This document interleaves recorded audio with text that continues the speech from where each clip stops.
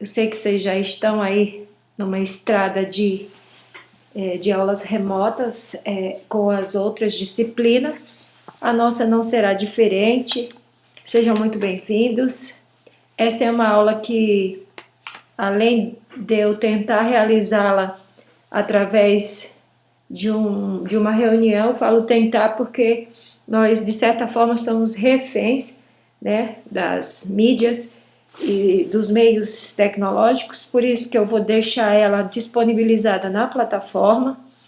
Nesse momento eu peço paciência para todos nós estamos no mesmo barco da vida, sendo aprendizes, como é que eu posso dizer assim, desafiados a nos moldar nessa nova versão de ensino. Então sejam muito bem-vindos. Eu peço para você que a partir de agora você tenha em mãos seu caderno aberto na nossa disciplina de educação musical. Na aula de hoje eu já peço que você coloque o nome da nossa disciplina, a data e o tema da nossa aula, que vai ser sobre a voz humana. É sobre isso que nós vamos falar hoje. Então, mantenha esse caderno aberto, vai ter momentos que eu vou pedir para você fazer anotações. No momento das explicações, se você quiser anotar alguma coisa que você achar relevante, faça isso, ok? Quando nós estivermos em reunião, eu vou fazer a chamada, mas se você não esteve na nossa reunião, eu peço que você... aí no chat da sala você deixe seu nome, ok? Deixe seu nome, fala, professor, eu assisti a aula de forma remota, tal. Deixe seu nome lá digitadinho, a turma, tudo certinho. A nossa aula vai ser sobre a voz humana. Esse som da voz humana, ele é produzido pelas pregas vocais ou cordas vocais, que passa por um alto-falante natural, formado pela nossa faringe, boca e nariz. Essas estruturas eu creio que vocês estão vendo ou já viram em algum momento aí nas aulas de ciências, biologia, por aí. Essas estruturas são denominadas cavidades de ressonância, ou seja, a nossa voz ela funciona como... o nosso corpo, eu já falei isso em sala de aula, funciona como uma caixa de som bem grande. E essas cavidades, através de movimento de língua, lábios e mandíbula, dentes e palato, modificam esse ar que vem dos pulmões. E essas estruturas é quem produz o som. Mas nós vamos entender ela agora mais à frente. Então, a voz humana é um fenômeno que existe desde o nosso nascimento e se apresenta de diversas formas. Através do choro, do grito, do riso e os sons da fala. É um dos meios de comunicação que o indivíduo usa com o exterior, particularmente com os nossos semelhantes. E, por que não, com alguns bichinhos, alguma coisa, quem nunca falou com um gatinho ou um cachorro, né? A gente tem essa predisposição de querermos nos comunicar com os nossos pets. Então, aqui nesse primeiro slide, nós vamos entender como acontece a produção vocal. A voz ela é produzida na laringe. Aqui vocês têm a imagem da estrutura anatômica interna, onde se localizam as pregas vocais ou cordas vocais. E aqui desse lado vocês estão vendo essa fenda aqui, onde acontece a magia. Aqui nós temos um diagrama um pouco mais claro acerca do mecanismo anatômico. Então, o que acontece? Ao respirarmos, as pregas vocais elas se abrem e o ar entra e sai pelos pulmões, ok? Ao falarmos, se aproxima o ar que sai dos pulmões, passando pelas cordas ou pregas vocais. Eu vou estabelecer uma terminologia para não ter que ficar toda hora falando prega, cordas. Então eu vou falar pregas vocais, que é o que é mais utilizado no meio científico, pregas vocais. Então, assim, ó, para falar, juntamos as pregas vocais e forçamos o ar para passar entre elas. Isso faz vibrar e produzir o som. Então, quando falamos, elas se juntam. Quando respiramos, as pregas vocais ficam abertas, relaxadas, para que o ar possa passar sem ruído, ok? Então, é a força que sai dos pulmões e a força muscular da laringe que faz essa magia acontecer. Se houver um desequilíbrio nesse mecanismo, pode haver alterações de voz. Então, o que acontece? A voz ela é diretamente influenciada também pelo nosso estado emocional. Se estivermos contentes, temos um tom de voz diferente de quando estamos tristes ou nervosos. Então, muitas vezes nós nos denunciamos, dependendo da situação, por conta do nosso estado emocional. Por isso que muitas vezes, por exemplo, as pessoas querem mentir em relação a algo, e se a pessoa que estiver recebendo essa informação for bem minuciosa, ela vai perceber que a gente está mentindo por conta dessa influência emocional com relação à produção vocal. Então, isso aqui eu preciso que você registre, ok? Nesse momento eu vou ler, porque eu estou gravando a aula, mas aí na sua casa você pode pausar e copiar. Então, são pontos importantes que você precisa saber. Cada um de nós possui um timbre de voz. A nossa voz, assim como as nossas digitais, é igual ao RG. Cada um tem seu número, cada um tem sua digital. Então, cada um tem seu timbre de voz. Nós já estudamos que timbre é a capacidade que eu tenho de distinguir determinada coisa ou objeto somente através do som. Eu não sei se eu já dei esse exemplo na sala de aula, mas o timbre, principalmente da voz, quando nós convivemos, por exemplo, com o pai, com a mãe ou com algum parente que a gente tem o costume de conviver cotidianamente, só de ouvirmos falar, nós nem precisamos olhar para a pessoa, a gente já sabe quem que é. Por quê? Porque cada um de nós possui essa identidade sonora. O que diferencia as vozes é o registro sonoro. Então, assim, umas pessoas têm uma voz mais puxada para o grave, outra mais para o agudo, outras têm uma rouquidão na fala. Então, assim, são esses registros sonoros que diferenciam as nossas vozes. Quem define esses registros são as características, como eu acabei de citar, grave e aguda. E quando eu falo aqui em grave e aguda, não necessariamente, por exemplo, as agudas é só das mulheres, os graves é só dos homens. Não. Há mulheres que têm predisposição a ter uma voz mais puxada para o lado grave. Assim como temos homens que têm uma predisposição de ter um timbre de voz mais puxado para o agudo. A gente vê isso muito no meio da música, dos cantores, ok? Então, o que define é a característica grave e aguda, mas não é uma regra, ok? Aí eu dou um exemplo aqui dos cantores. Vários profissionais, como professores, preleitores, utilizam a voz como elemento primordial para suas profissões. Mas eu gostaria aqui de fazer essa reflexão com os cantores. Então aqui a gente tem a Adele e temos o Ed Sheeran. Peguei dois ícones bem atuais. Então vocês depois, como pesquisa, ouçam uma música da Adele, ouçam uma música do Ed Sheeran e comparem as texturas vocais dele, os timbres vocais dos dois. Ok? O Ed Sheeran é um homem que caracteristicamente tem a sua voz grave, mas isso não quer dizer que aquele grave seja aquele som fechado, não. Ele tem seus picos de ondas que predispõem ao agudo, assim como a Adele, ela tecnicamente tem a voz aguda, mas não é aquele agudo que irrite. É aquele agudo suave, como é que eu posso dizer assim, bem aveludado, ok? Aqui também é um ponto que precisa ser registrado no caderno, acerca dessas emissões. O que é que faz com que a emissão da voz seja aguda ou seja grave? A emissão aguda é quando essas pregas vocais são curtas e finas.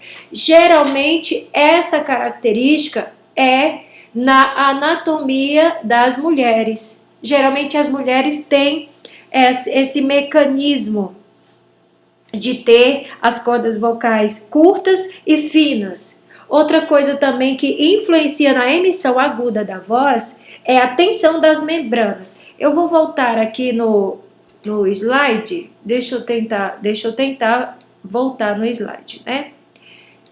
Para eu mostrar para vocês, tá vendo essas membranas aqui? Nas mulheres, elas são curtas e finas. Ou, se essas membranas ficarem tensas, ela vai dar uma produção sonora mais aguda. Então, quanto mais tensa for essas membranas, mais aguda vai ficar a voz. E a emissão grave é quando as pregas vocais estão relaxadas. E esse tipo de comportamento acontece mais com as pessoas do sexo masculino. E se nós fizermos um teste, se você relaxar bem a voz, se você relaxar o teu corpo, relaxar o maxilar, relaxar a parte aqui do pescoço, você tende a ter essa voz mais grave. Aí você tem esse exemplo. Eu fiz esse exemplo falando dessa forma para você sentir como que é esse relaxamento de pregas vocais. As crianças, vamos falar sobre as crianças. As crianças, elas tendem a ter a voz mais aguda do que um adulto. E quando eu falo esse adulto, tanto faz ser homem como mulher. A voz infantil é classificada como voz branca. Por que voz branca? Porque se você pegar as crianças falando, pode ser um menino, pode ser uma menina, eles têm timbre de voz iguais. Por quê? Porque não foi ainda definido essa textura vocal, essa emissão vocal deles. Por isso que a gente classifica eles como voz branca, porque o branco é um todo, é algo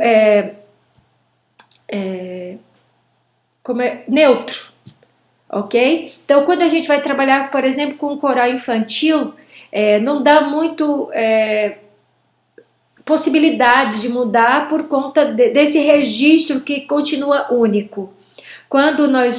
Aí sim, quando vai chegando a época da puberdade, os meninos vão tomando características de voz mais graves e as meninas vão tomando suas características por conta da afloração de certos hormônios, ok?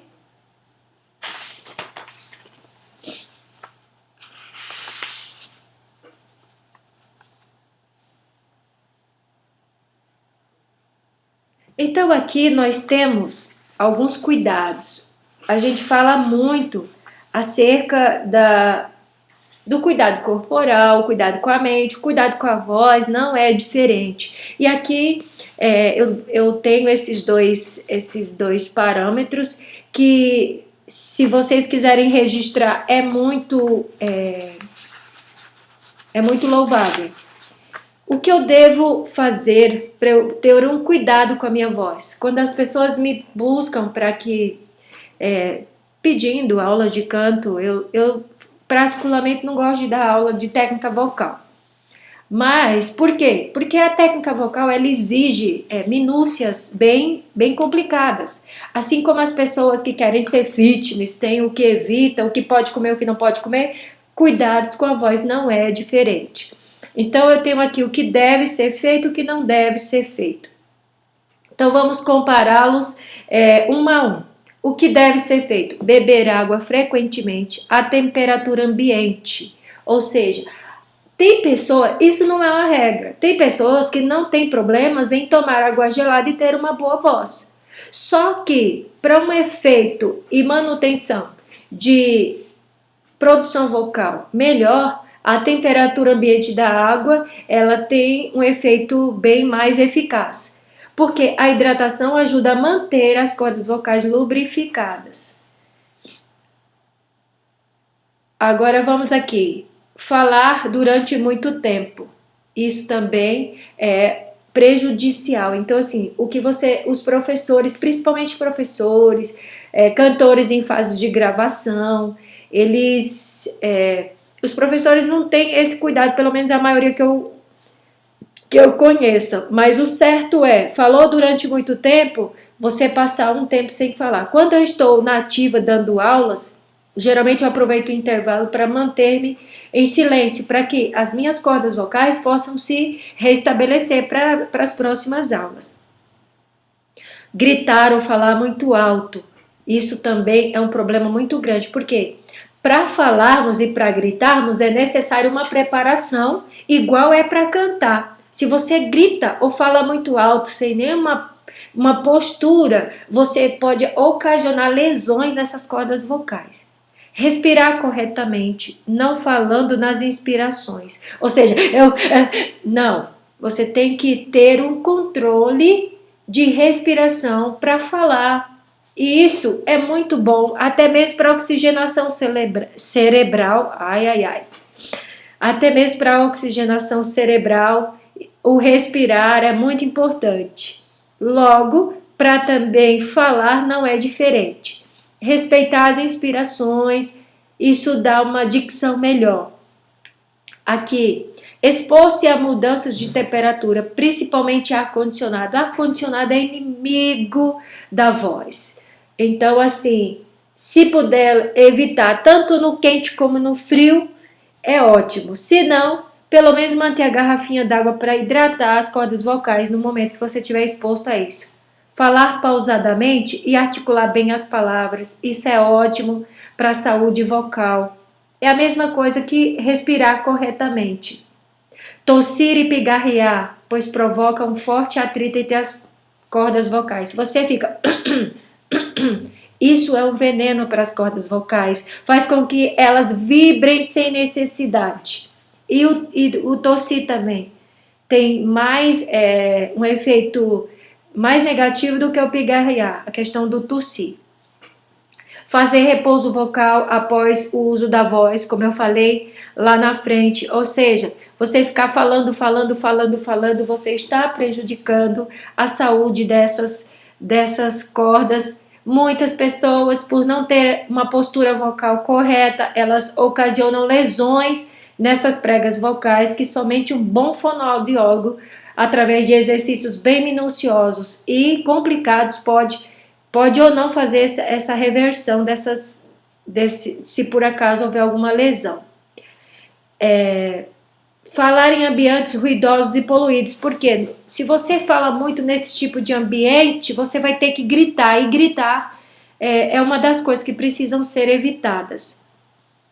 Utilizar roupas apertadas que impeçam uma boa respiração, isso também atrapalha, por quê? Porque nós precisamos dessa coluna de ar para que a voz seja emitida. Logo, se eu estou com a roupa apertada que me provoca, uma espécie de asfixia, isso vai prejudicar minha produção vocal. Vou ter que forçar para falar e aí tudo vem um dominó de problemas. Ingerir alimentos muito gelados ou muito quentes é o que eu já acabei de falar aqui. A questão também da água em temperatura ambiente é a mesma coisa de alimentos muito gelados ou muito quentes, porque você pode causar lesão na sua corda vocal com esse tipo de alimento, até porque vai passar os alimentos por ali por perto na hora que você for consumi-los. Fazer exercício de aquecimento vocal antes de usar intensamente a voz, isso é muito importante. Quando formos trabalharmos com canto, a mesma ideia que nós usamos com relação, sempre falo para vocês, antes de iniciar o trabalho com a flauta, faça o aquecimento com a escala, usando as figuras musicais. A nota não é diferente, você pode vocalizar vogais, sílabas, ou uma canção, ou exercícios que eu considero chato, mas porém importantes. E depois a gente pode até fazer uma aula prática só com uma voz para poder nós alinharmos isso e entendermos melhor. Cantar de modo inadequado, sem preparação vocal. ou seja, sem um aquecimento vocal, né? Você tá lá e do nada, solta aquele gritão. Há um tempo atrás tinha uma tal de Melody, meu Deus do céu, aquela menina, ela não tinha preparação nenhuma para fazer o que ela se propunha a fazer. Então isso é muito prejudicial. Usar o microfone na apresentação ou discurso para muitas pessoas, reduzindo o esforço vocal. Isso vale muito tanto para nós professores, como para os cantores, para preleitores. Usar esse microfone, porque no momento que você usa esse microfone, ele te ajuda a manter um equilíbrio de esforço. Você não tem que esforçar tanto na respiração, na emissão, para poder expandir sua voz. Falar em demasia em quadros gripais ou crises alérgicas, isso é um problema. Às vezes você está com a voz rouca e você tenta falar. Quando tiver com uma rouquidão, o melhor que tem a fazer é manter-se em silêncio, para preservar essa saúde vocal. E falar durante os exercícios físicos, ou seja, você está lá fazendo educação física e ao mesmo tempo você quer discutir com seu colega assuntos que não tem nada a ver nem com a aula, nem com o momento, e isso acaba prejudicando a sua vida. Então, é isso aí. Agora o que eu vou pedir? Lá na nossa sala de aula tem uma atividade, tem um formulário Google que tem questões acerca dessa aula que nós fizemos agora. Qualquer dúvida é só você vir aqui, acessa a aula, olha o slide. Se você anotou, olha nas anotações e preencha lá e deixa registradinho, porque isso é muito importante para futuras observações de avaliações, ok? Fiquem com Deus, um grande abraço, não esqueça de fazer o que eu pedi, deixar lá no chat da sala lá